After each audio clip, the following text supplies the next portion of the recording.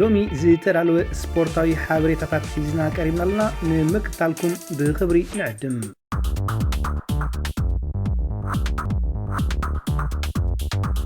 ኤርትራዊ አትሌት ህዝቅኤል ተወልደ በሰንበት 10 መጋቢት ኣብ ፈረንሳ ኣብ ዝተኻየደ መበል 27 ውድድር ጉያ ፍርቂ ማራቶን ሃርሞኒ ሚቹዌል ሴሚ ዴፓሪ ቀዳማይ ብምውፃእ ተዓዊቶም ቅድድሙ ንምፍጻም 1 ሰዓትን 4 ደቂቃን 20 ካሊታትን ዝወሰደሉ ህዝቅኤል ካብ ፈለማ ክሳብ መወዳእታ ነቲ ውድድር ባዕሉ ዝቐለሶ ክኸውን ከሎ ንኻልኣይ ዝወፀ ኢትዮጵያዊ ደራራ ሁሪሳ ብ28 ካሊታት ንሳልሳይ ኮይኑ ዝኣተወ ፈረንሳዊ ፍሎሪያን ካርቫዮ ድማ ብ1 ደቂቃን 27 ካሊታትን ረሕርሕዎም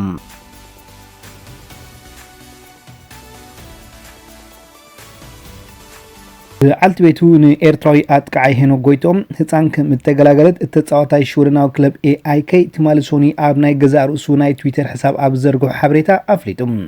ሄኖክ ኣብ ትዊተር ሎም ምሸት ናብ ግጥም ሆኪ ብምኻድ ንጋንታና ክድግፋ ዘይከኣልኩም ሓዳስ ቆልዓት ለዘምፃኽየ ኣብ ገዛ ቴሌቪዥን እናተዓዘብኩ ግን ደገፈይ ክህበ ኢሉ ብምፅሓፊው ብተዘዋዋሪ መንገዲ በዓልቲ ቤቱ ከም ዝሓረሰት ዝገለጸ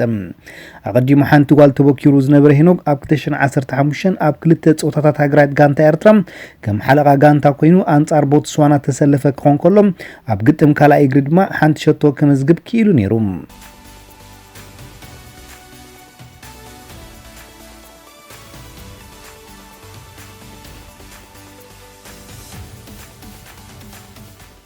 ተጻዋታይ ክለብ አርሰናል ኢትዮጵያዊ አሜሪካዊ ጊዶን ዘላለም ኣብ ኢሬዲፌስ ኔዘርላንድ ብመልክዕ ልቃሕ ኣብ ክለብ ፌንሎ ክጻወት ድሕሪ ምጽናሕ ብነጻ ናይ ምስግጋር መስርሕ ናብ አሜሪካዊት ክለብ ካንሳስ ሲቲ ገይዞም እዚ ኣብ ጀርመን ዝተወልደ ወላዲቱ ብሞት ምስ ተፈለይቶ ግን ናብ አሜሪካ ዘምርሕ ወዲ 22 ዓመት ኣከፋፋሊ ወዲ 15 ዓመት ከለዩ ምስ አርሰናል ተጸምቢሩ ኣብ 2014 ድማ ኣብ ግጥም ዋንጫ ኤፍኤ ማልያ ዘጋነርስ ለቢሱ ፋልማይ ጾቱ ኣካይዱ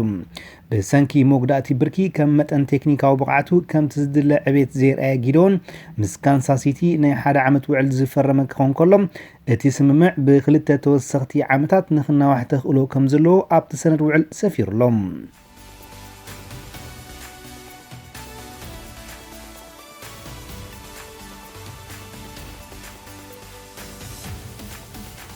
ሻምፒዮንስ ሊግ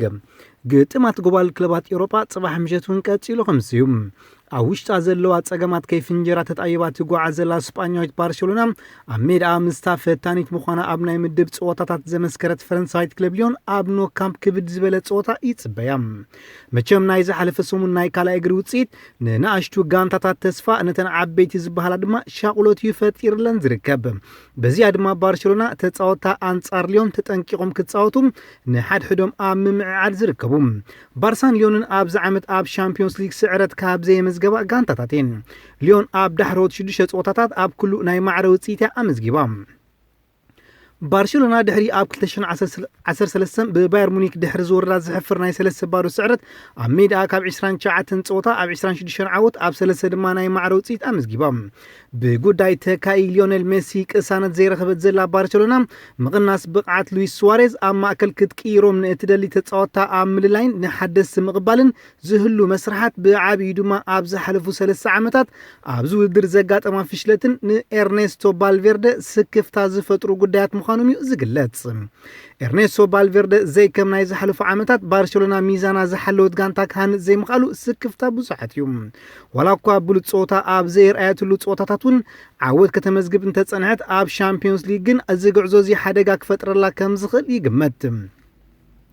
ኣብዚ ጾታ ኣብ ኖ ካምፕ ካብ 60 ጾታታት 60 ሾቶታት ዘመዝገበ ሊዮኔል ሜሲን ኣጥቃዓይ ሉዊስ ሱዋሬዝን ድልዋት ብምህላዎም እፎይታ ዝፈጥር እኳ እንተኾነ ደንበለ ብምኽንያት ምጭብባጥ ጅማውቲ ኣይክስለፍን እዩ ንቦትኡ ድማ ሎማ ዓመት ብቕዓቱ ቀኒሱ ዝርከብ ብራዚላዊ ኮቲኒዮ ክትከኦ ትፅቢት ይግበር ራፊኒያ ከምኡውን ቶማስ ቤርማለን ኣብዚ ዝርዝር ኣቐዲሞም ዝኣተው እዮም بوغن ليون كام ميدو وطي شوتو مزغاب زبرو فرنساو حلقه غانتا نبيل فكر ناب صوتا تمليسو بمهلاو ناي ملس متقعتي حادغنيتا مليسالام بخال وغن برازيلاو مارسيلو نزغطم ايكركبنيوم أبوك بميرا ستاديوم أليانز أرينا جرمنايت باير مونيخ نإنجليزايت ليفربول عديما التكايدو تصوتام اتخال دقفتي كوعسوغري بهانك أوتازت بيوزلو تصوتايم بيورغان كلب إنا تمرحت بريمير ليج عدي إنجليزي كتعوت بوزحات تسبيت زقبرلان أب شامبيونز ليج ما آزيات وداداريت كوينا زلا ليفربول أب قدما إجري شوتو كي تمزقبا بموتا نزلوا بالليجا كتكاملو انتو خوينا أتقعتا بإوانو شوتو كهدنو كيقددو يوم دحرنوي حوارح نزل مرتو مريحنت بوندسليغا كاب دورتموند زتركبت باير مونيخ بوغنا اب قدما اجري سعرت بموغادام نهلاو زيحللو دغفتا تمركيسا كتتصاوت يام برد እና ዘነበ ናይ ሞዳታ ለምምዶም ዘካይዱ ተጻወቲ ባየርን ንሊቨርፑል ከም ዘይፈርሕዋዮም ገሊጾም ليفاندوفسكي كاب 22 ጾታታት ሻምፒዮንስ ሊግ 23 ሽቶታት ከመዝግብ ምኻሉ ከሞትሩ እንግዳ ዓጋንቱ ከሆን ተጽቢት ይግበር ሊቨርፑል ሓንቲ ሸቶ ምስ ተመዝግብ ባየር ሙኒኽ ክልተ ከተመዝግብ ክትግደድ ብምዃኖም ነዚ ግጥም ተጠንቂቓ ያከተካይዶም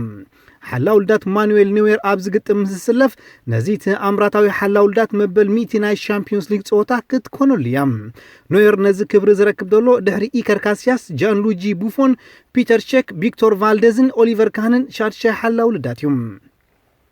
أبز صوتا ليفربول كان ميد أوتيا أبز كايرتهم سلسة صوتا حانت شوتيا أمزجيبام نسادما ميلنر بفتسوم كل لعزة مزجبام كمون زريد سناي بريمير ليج نايك أدماي درجة بوتا بمان سيتي بمنت على يكاد بمهلاو كخب دازخ إلى كوانتقنا هلاوتهم زي محروقات كعتاقن كم مدعى عسي كوخنا مخانو يجمد بفلاي ساديو ماني أب كربا سامنتات أطري وزلو بقعت نتخلخلتي باير زرعت كوينو اللوم لوم مشت بوغن ليفربول ميلنرن ألكساندر أرلودن كام مسبرتي باندايك دما كام مقطعتي كملوس خلو ديجان لوفرنجن أي كهلون يوم بوغن بايرن توماس مولرن جوشوا كيميتشن أبز قطم بمقطعتي كبكر يوم ديفيد ألفا نزي قطم آتراتر مهلاوي زقلات ماتس هملسجن نابتوتا تمليسو اللوم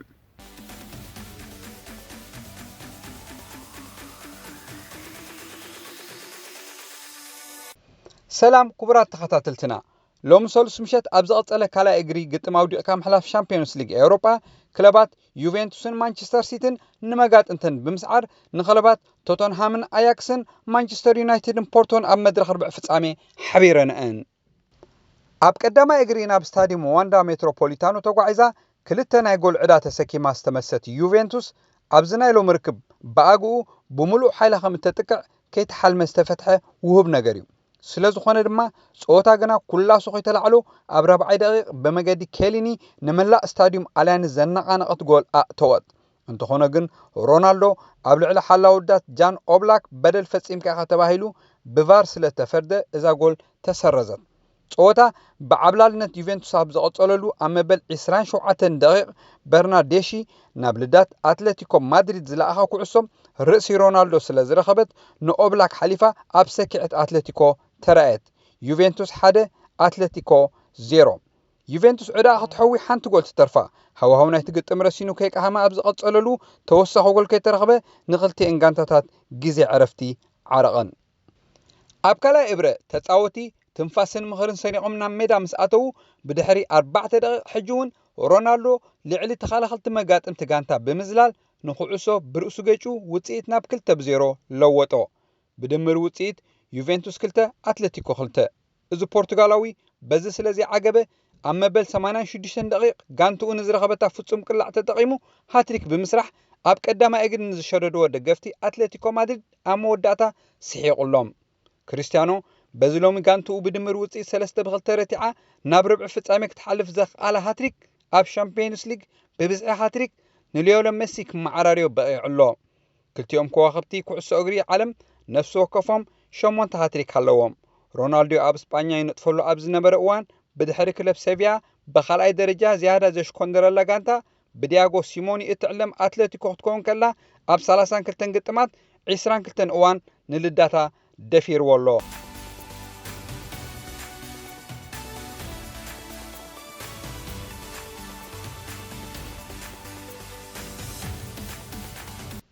ኣብ ካልእ ግጥም ናይ ዝዕለት ኣብ ቀዳማይ እግሪ ናይ 3-2 ዓወት ዝቐነዐ ማንቸስተር ሲቲ ንሻልክ ኣብ ኢትሓስ ስታዲየም የእንግዳ ዝሓደገትላ የብላን ሰርጂዮ አጉዌሮ 2 ሌሮይ ሳነ ራሂም ስተርሊንግ በርባዶ ሲልቫ ፊል ፈደንን ገብርኤል የሱስን ድማ ነፍሲ ወከፎም ሓንቲ ብዘመዝገቦን 7 ጎላት ነቲ ግጥም ናብ ጾታ ኩዕሶ ሰኪዕት ብምልዋጥ ንሻልክ ብድምር ውጽኢት 12 ተጋሲሳታ ወጽያ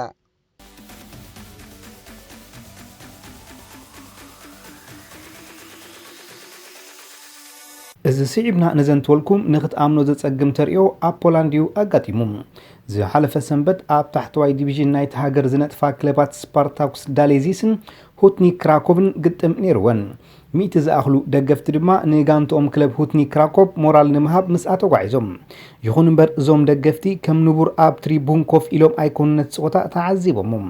እንታይ ደኣ ነቲ ናይቲ ዕለት ርክብ ዘእንገደት ክለብ ስፓርታኩስ ዳሌዚስን ነቶም ደገፍቲ ልክዕ ከም እንስሳ ብሓፂን ኣብ ዝተሓፅረ ጋብያ ዳውጊናያ ነቲ ግጥም ንኽከታተሉ ቀሲባቶም ክለብ ሁትኒክ ኣብ ትግጥም ሓደ ባዶ ብምርታዓ ነቶም ንውሱን ሰዓታት ከም ዝብኢ መካነ እንስሳ ቤት ገረግሽ ኣብ ጋብያ ተቐይሎም እናነቀው ነቲ ግጥም ዝተዓዘቡ ደገፍታ ብኩሉ ኣይሕሰምኩም ኢላ ዓወት ኣድሪራቶም ኣብ መበል 21 ክፍለ ዘመን እሞኻ ኣብ ኤውሮጳ ከምዚ ዓይነት ተርእዮ ከጋጥም ዘርምም እዩ